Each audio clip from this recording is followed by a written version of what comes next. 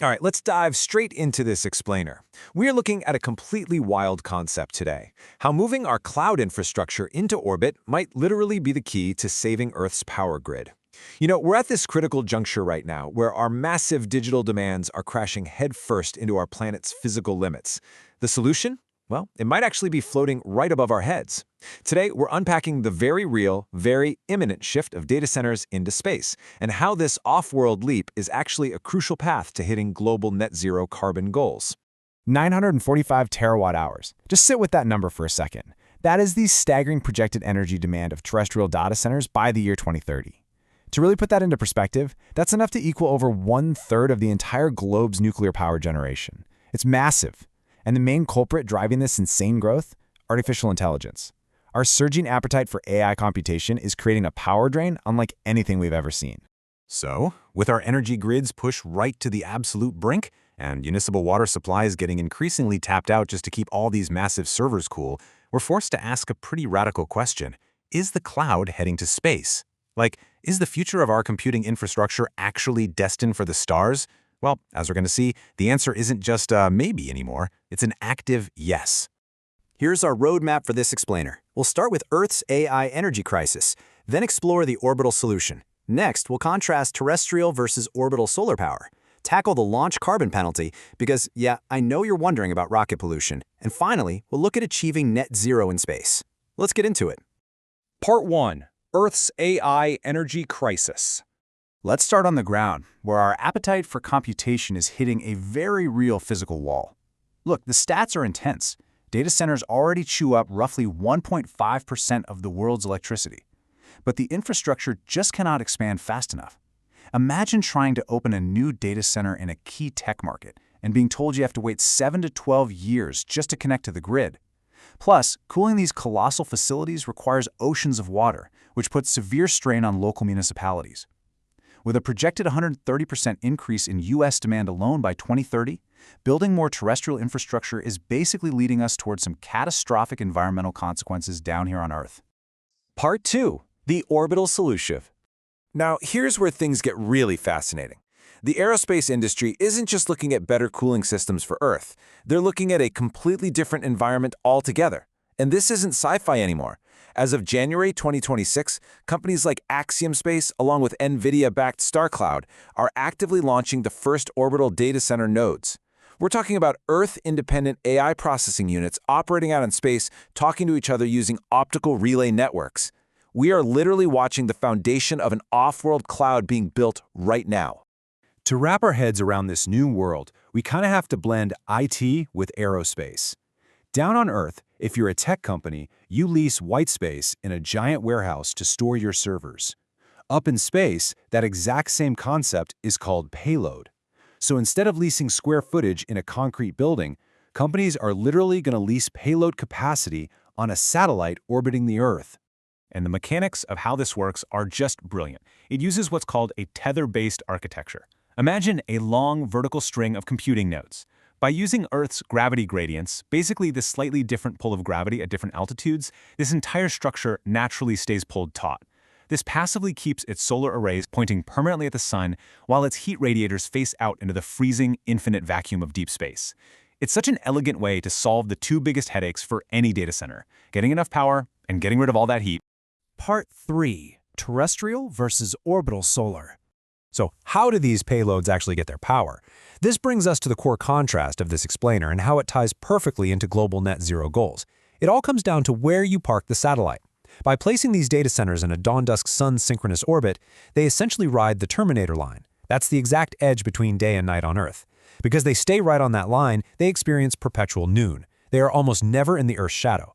This is an absolute game changer because it completely gets rid of the need for those massive, heavy batteries that normal satellites need just to survive the dark.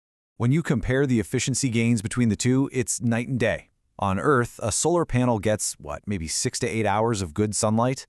And even then, a ton of the sun's energy is lost or scattered by our atmosphere and bad weather. But up in orbit, that exact same solar panel operates in near-continuous sunlight with zero atmospheric interference.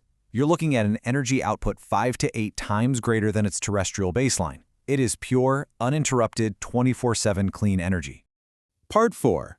The Launch Carbon Penalty. Okay, we have to address the elephant in the room here, the dirty bits, reality check. Because we can't really talk about space without talking about rockets. And let's be honest, shooting servers into space definitely emits carbon. How can strapping computers to millions of pounds of explosive propellants actually lead to a net zero future? Well, we have to honestly evaluate the intense, localized carbon cost of a launch versus the continuous, decades-long carbon cost of running a server on Earth's fossil fuel-tied grid. The math from the source material is wild. Let's look at a single AI computing node. If you launch it on a partially reusable Falcon 9, you emit about 630 kilograms of CO2. Do it on a fully reusable Starship, and that drops to about 330 kilograms. But here is the real kicker. Running that exact same computing node down on Earth's grid, that emits roughly 8,000 kilograms of CO2 every single year. That means the embodied emissions of launching a reusable rocket are offset incredibly fast by the clean, limitless solar energy of space. Now, to be totally transparent and accurate to the whole life cycle, we do have to account for the end of the line too. When a satellite eventually retires and burns up upon reentry, that adds about another half of the original launch emissions to its total footprint. It's often overlooked, but it's there. Even with that factored in, though, the math heavily favors orbit. When you map out the carbon intensities, even factoring in production, launch, and those re-entry penalties, running high-intensity AI workloads in orbit dramatically flattens the long-term carbon curve, especially when utilizing next-generation heavy-lift rockets like Starship. Once that server is up there, its operational emissions basically drop to zero. Meanwhile, the Earthbound server just keeps polluting second by second, year after year.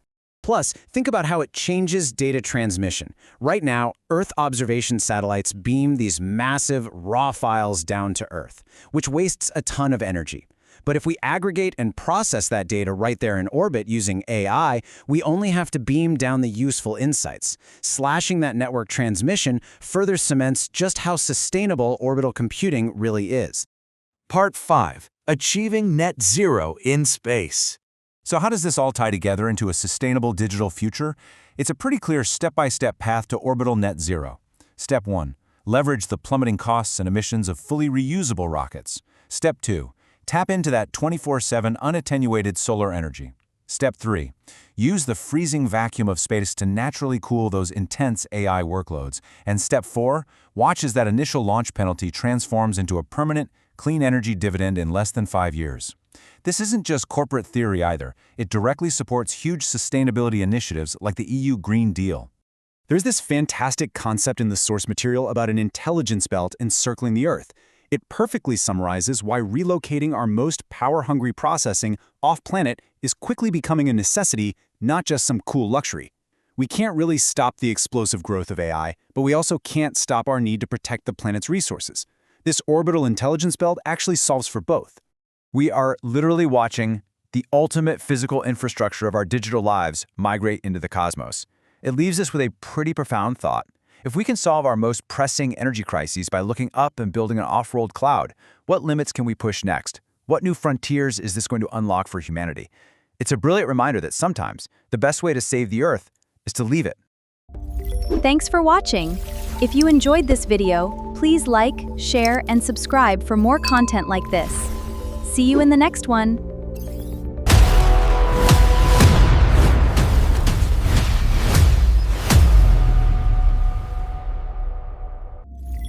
If you're curious how I create these videos, from AI voiceovers to video editing and research, you'll find my complete toolkit in the description.